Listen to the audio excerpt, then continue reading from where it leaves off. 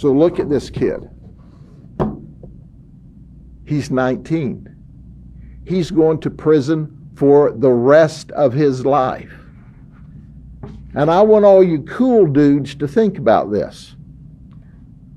While you're watching your gangster rap and you're looking for a stolen gun and you're shooting at your buddies and your buddy's house and your buddy's car, when you're shooting, this guy thought he was going to be you or you're going to be him, and now he's going to prison for the rest of his life upon conviction. If this doesn't illustrate why we need to do what we're doing with this task force, I don't think anything does. Because as we said then, and I'm going to repeat often today, we're not going to allow kids to shoot kids, or kids to be shot, or people to be shot by kids. We're just not going to do that. Everyone is God's children, whether they are behaving or not, and they have a right to be safe. I'm going to introduce you to a victim. As you know, Marcy's Law doesn't allow us to give victims names unless there is an agreement. Well, the victim's mother wants us to use his name and to even talk about his history because she is so passionate about trying to stop this from occurring to any other mother's child. The victim's John McGee. He's 33 years of age. Now, he is an adult by every sense of the word, but he's still his mama's baby. He's still her child. She admits readily that he has misbehaved throughout life and that he has conducted himself in a manner that she does not approve of. And she's told him that. He's known as Bang Bang. That should give you an idea of who our victim is. And he's a known gang member. I want you to understand that he was released from prison on October the 8th. October the 8th, he was released from prison where he did 4 or 5 years. He's a troublemaker, make no mistake about it, but he shouldn't have died. But on December the 17th,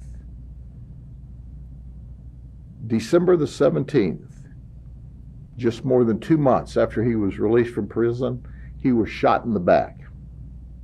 He was shot. He was on Pirates Way, and that's in Secret Cove off of Skyview. And here's what we know.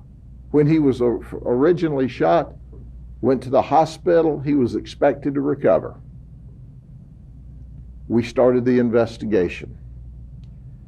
And as the investigation went on, 24 days later, he died in the hospital.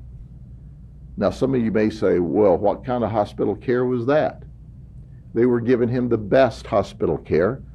But as he started to get better, he refused to take the medicine that they said he had to have in order for his body to heal. Now, during this period of time, we're talking with him because we're trying to determine who shot him. He would not cooperate. What little bit he said, he lied to us, and he lied to us, and then he refused to take his medicine. So we're up at the hospital now, not only as detectives, but trying to say, hey, dude, you've got to take your medicine.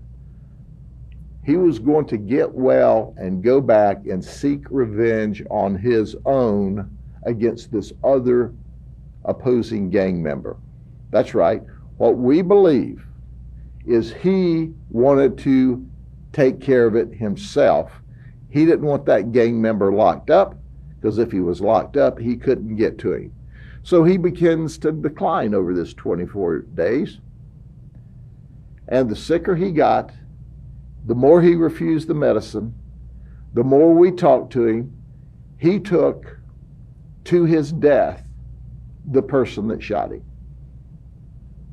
But he shouldn't have been shot. Why was he shot? Well, it was an opposing gang member, I call it a testosterone overload. He was mean mugging. He was bad-eyeing the other gang members. And as a result, the event occurred. Well, who shot him? Interestingly enough, I'm going to spend a few minutes on this because this illustrates the problem. This is Ladarian Chandler. Ladarian is 19 years of age. He's a self-proclaimed rapper, and he shot John McGee in the back as he ran away. And then he made a rap video about it. Now, first off, come on, man. You shoot someone else in the back? What kind of coward is that? But that's exactly what he did. So before I go further, other than to tell you there was an argument in the street, he shot him in the back, let me tell you about Ladarian Chandler. He was on juvenile probation even though he was 19 years old. He previously had 7 felony arrests, 5 misdemeanor arrests, everything from resisting to theft to vehicle theft. He was just a mess. But here's a picture of him. I want you to see this picture. This is when he was 18 years of age. And this was after he was released from a high-risk facility where he spent 1 year in jail. But let's go back. When was his first arrest? When he was 11.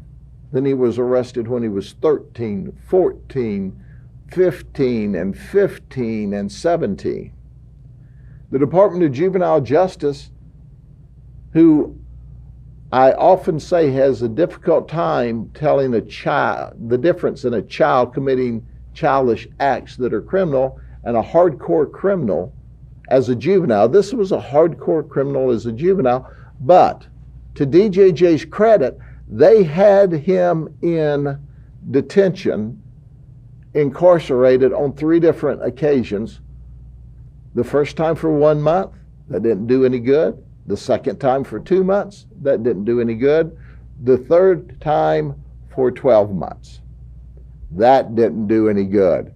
This photograph was taken within a day or 2 or a week after he was released from his 3rd stint in lockup. He never learned. Not only that, 32 days later, after this photo, that's when he shot John McGee. 32 days later.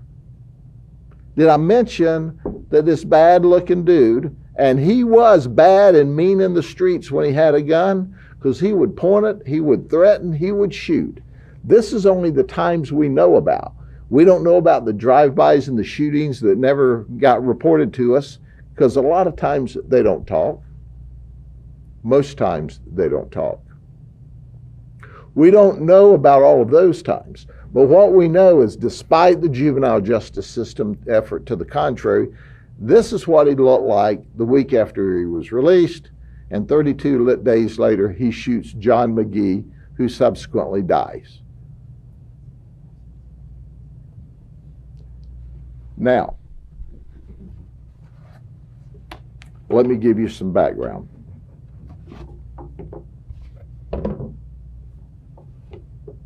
We're doing our investigation. We find out that he has made this rap video. I got to tell you what, he's not much of a rapper. My rapper expert tells me he doesn't sing well, he doesn't move well, you know, he's just a terrible rapper.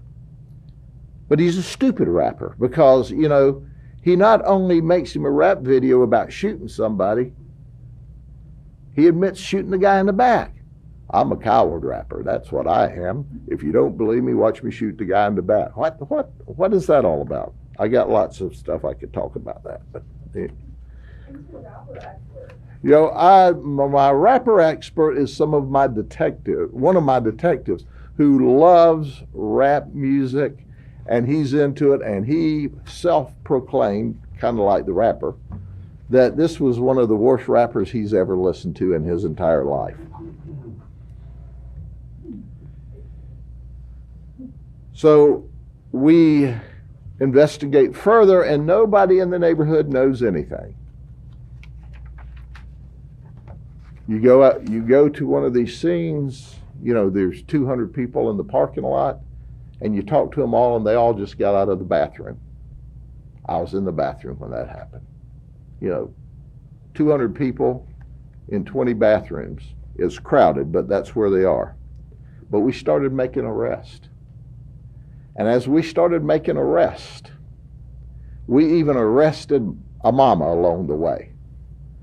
As we started arresting people, and we got mama arrested, when we started back in there for another wave of arrests, they went, we'll talk to you. So people started loosening up. My homicide detectives are simply the very best, and they started to give us information. Now, follow me here. This shooting occurred on December 17th. He dies about a month later. It takes us 2.5 months to build a criminal case. But just after, while we're doing this, he pulls a gun on another guy in Secret Cove, Pirates Way, the same street, just a little ways over. Fortunately for us, because we didn't have a case, wasn't even real sure, because there were several people around, who the trigger man was at that point. Fortunately, he didn't kill that guy. But patrol arrested him for that case and put him in jail. So he was easy for us to find when we wanted to serve the first-degree murder warrants on him. When we served the first-degree murder warrants on him, he wanted to be bad. I'm a bad man. He is, and he's legitimately bad when he's got a gun, but I'm a bad man. I'm not talking to you. I'm not cooperating. I don't know what you're talking about. I think you're bluffing me. You ain't charging me with nothing. You don't have anything. Well, when we laid that first-degree murder warrant on him, subsequent to that, he started crying like a baby that lost his pacifier.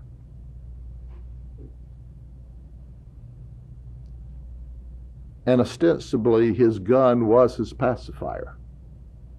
He bragged that he carried a gun all the time and he would shoot his rivals. Now, he didn't call them rivals, but you'll have to listen to the video and add your own words, because we've blanked out some inappropriate words that he used. But now he's charged with first-degree murder. So I ask you this. He had to be cool. He had to make his rap videos. He sent this out for other kids to see. And that's what's happening in this rap world today. That's why we have these drive-by shootings. That's why we have these kids ganging up in their individual gangs. Then they don't talk to us, because they're going to go back and revenge the conduct themselves. While this shooting's taking place, and we're dealing with this, and there's a shooting in Lakeland where 11 are shot, and we're dealing with one in Lake Wells, where a 12 and a 14-year-old and a 19-year-old girls are shot in 2 different houses, asleep in the middle of the night, and one gangster shoots and kills another gangster in Poinciana. You go, my gosh, what's the matter here? Despite that, our crime's at a 51-year low. Despite that, our violent crime went down last year. So what I'm saying is this does not represent the overall crime picture. This represents a very violent, dangerous group, small group of gangsters that are shooting at each other, and they're young. So look at this kid. He's 19. He's going to prison for the rest of his life. And I want all you cool dudes to think about this. While you're watching your gangster rap and you're looking for a stolen gun and you're shooting at your buddies and your buddy's house and your buddy's car, when you're shooting, this guy thought he was going to be you or you're going to be him, and now he's going to prison for the rest of his life upon conviction. Plus his other aggravated assault charge in possession of a firearm by a convicted juvenile. He's not even supposed to have a gun at all. So he wants this to be the image. And truly, folks, you understand why people would not testify against him in court. You understand why witnesses didn't want to come forward, because he carried a gun and he would shoot you and cared less. We've not recovered the firearm for the shooting.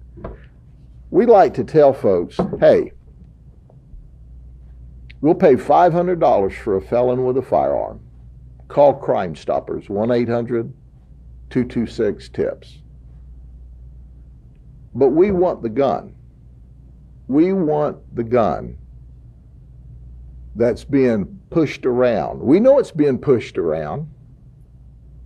We want the gun that killed John McGee. Now, you're going, hey, how likely am I to give you the gun? I'm a convicted felon. Because that's who I'm sure has the gun. Well, it's easy. You call Crime Stoppers. And we will arrange a way to get the gun so that you don't get involved and you make $5,000 for the murder gun. That's right. I'll pay $5,000 for the murder gun. And I don't care who the gangster is holding it or who the mama is holding it. Get it out of the attic. Get it out from under the tree. Get it out from under the bed. Get your $5,000. All we want is to put our hands on the gun. And we'll take it from there. No questions asked. You don't have to get involved. And any other gangsters, felons with guns, you call in, we take them off. In our first week of operation with the gang task force, we got 4 guns off the street. 2 of them are in the computer as stolen. I know the other 2 are stolen. We're just having to trace them from their origin because people didn't have the serial number when it was reported to us. But let the message be loud and clear. And all you gangbangers and gangsters and cool dudes and dudettes, understand. We ripped this rapper and he's in the jail. We unwrapped him from coolness and wrapped him up in a jail cell. And I don't know how you put that in the rap video, but if you do, send me a copy. And then verse 2, you're next, dude. You're next. Because we're not going to let you kill people, and we're not going to let people kill you because we care about your life. That's a guarantee. So with that, let's look at the rap song, and we'll make this available to you. But you can see him.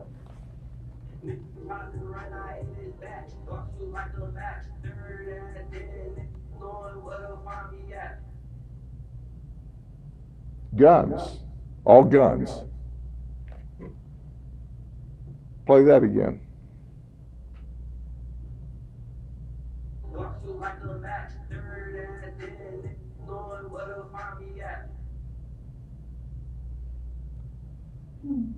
Bragging about it.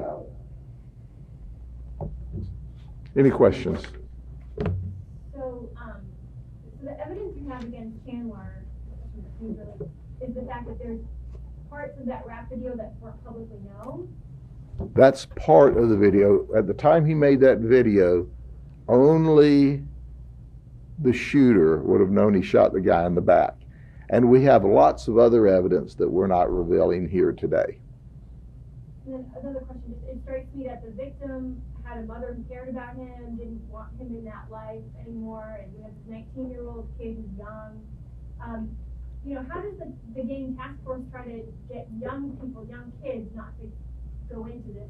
Listen, that's a bunch of hooey, that soft and cuddly feeling, we're going to hug a thug, and if we give them, you know, another popsicle and an icy and a day out at the park, they're going to be good. Y'all need to wake up. These dudes are taking y'all for fools. These are hardcore gangsters, gangbangers. They'll eat your ice cream on Saturday and shoot up the rivals on Saturday night and smile at you in the meantime. So at the end of the day, it all starts with parenting at home when they're young and keeping them away from this lifestyle. But when we're having these neighborhood events for these 15, 16, 17-year-old hardcore gangbangers, they're smiling at you in the daytime and going up and dressing like this at night. He was still on probation. He did a shooting after the curfew was over. How much good did that do? They're not this kind of person. I'm not talking about everybody. This kind of person is paying no attention because they want to be cool, they want to be rappers, they want to be a power player in their community. So I tell everyone, you got the little bitty dudes and dudettes at 4 and 5 and 6, don't let them watch his crap because that appears to be cool. It's not cool. I want to hear your thoughts on DJJ reform. You know, last week we were talking about Orange County, several people shot and killed. One of those a news reporter, and the conversation came up of needed change in that area. This needs to tie in as well. Well, first and foremost, you know, DJJ is an easy target, okay? So everybody piles on DJJ. And I've piled on them too. Because you have this wave of people, and I call this wave of people of community, I call them do-gooders, because they really mean well, their heart's in the right place, and they just think if we hug them closer, that's going to make everything better and all this will go away. Well, if that were so, because we are hugging these people, this kid got the full measure of the system. We also have the ability to put them in adult system. But when you look at all of his crimes, they weren't all gun crimes. They were theft and grand theft and fleeing and not your greater level stuff. But he was a scary guy on the street. But as I've said before, what we have to do is we have to be very forgiving of children committing acts that are of a criminal nature. Those are the ones that need the diversions and the counselings and the families reinforced. I'm not saying that does not work. But when they cross that border, then they have to be detained. If this guy is not locked up, he's shooting somebody. And that's what I'm talking about. So DJJ many times allows these very violent kids or very outlandish, out of control criminal kids. They don't all have to be violent crimes. They don't sometimes tell the difference between a child doing a childish act that's criminal and a hardcore criminal who happens to be under the age of 18. This was a hardcore criminal under the age of 18.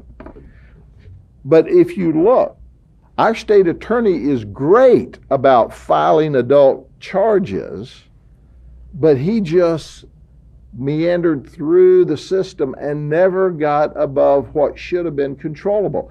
And the system with him detained him for 1 month, and then 2 months, and then 1 year.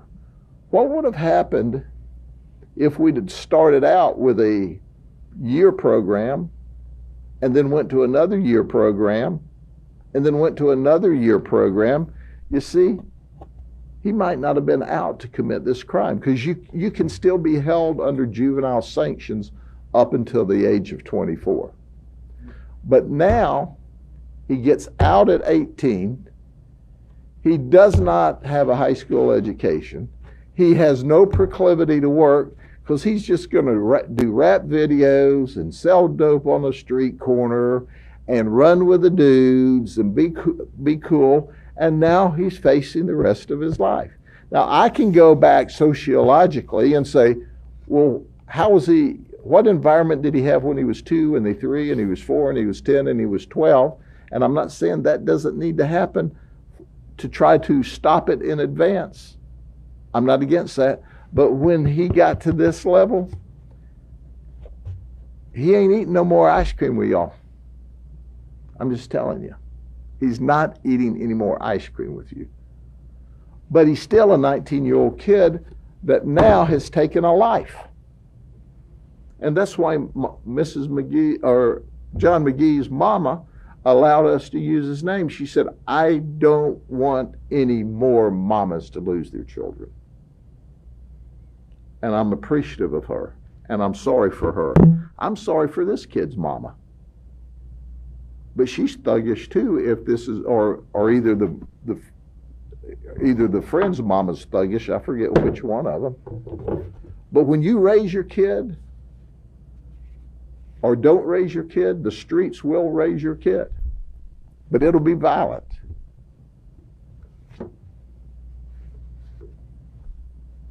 You sure don't want to meet this kid. And they said he had a bad temper. He's got a bad temper. He's got a gun. He's 19 years old. And he'll shoot. And he says he'll shoot in his rap videos. And he tells the people in the neighborhood he'll shoot. Now, he's not the only one out there. That's why we got this gang task force. Is it a large population of people? Not yet, and we're not going to let it get that way. But the reality of it is, this guy should not be in a position to have to be in jail for the rest of his life. But I guarantee you this, you let him out, he's going to get him a gun the next week and take pictures of himself and post it while he's on probation. Then he's going to go out after curfew. Anything else? I think I've clearly communicated the problem here. And I hope to the gangsters I've clearly communicated our answer. So if you're smart, you go get you some ice cream on Saturday when they want to give you ice cream, and you won't thug up and start shooting people Saturday night. Thank you very much.